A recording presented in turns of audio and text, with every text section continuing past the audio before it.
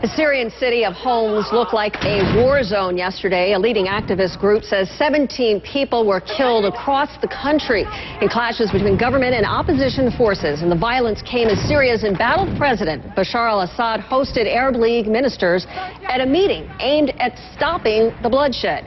While the Arab Spring Revolution is being fought in Syria, an Islamic party in Tunisia is waiting for confirmation that has won a majority of the votes in the country's first free democratic elections. Now that's significant because Tunisia was the first country to overthrow its dictator in the uprisings that became known as the Arab Spring.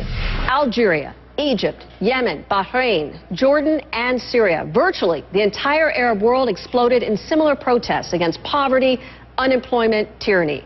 Change is still sweeping the region.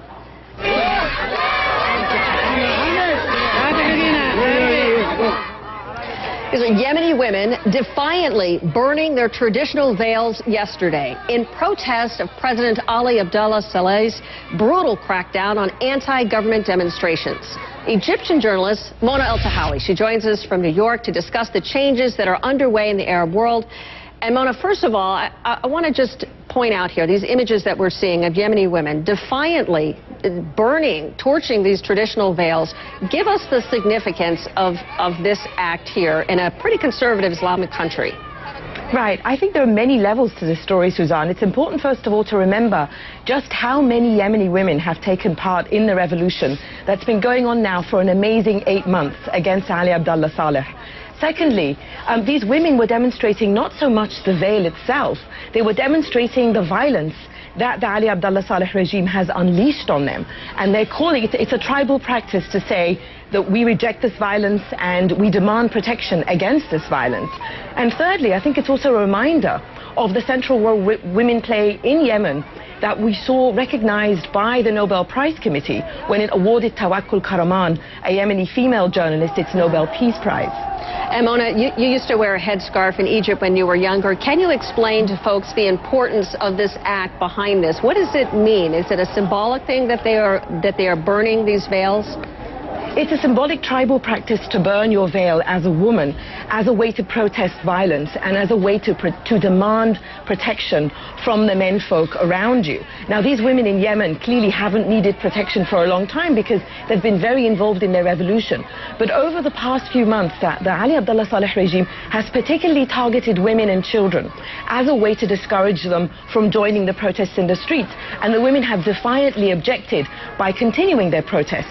So this symbolic burning of the veil is not to say we reject the veil, but to say that we reject this violence and we demand an end to the violence. And Mona, all this ceasefire that the government has called for in Yemen, many protesters on the ground see that as a joke because they are still people being killed and being injured. What do you suppose needs to happen to turn this thing around?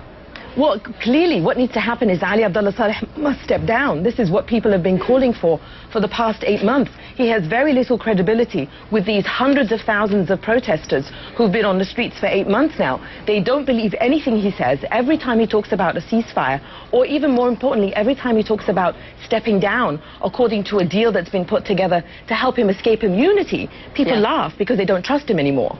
And real quick, let's turn here the corner to Libya. Many celebrated the fact that Muammar Gaddafi was killed, but Human Rights Watch has made an alarming discovery recently. They're discovering mass graves, revealing that there are dozens of revenge killings on both sides from the supporters and haters of Gaddafi. Are you concerned about what is happening in Libya here?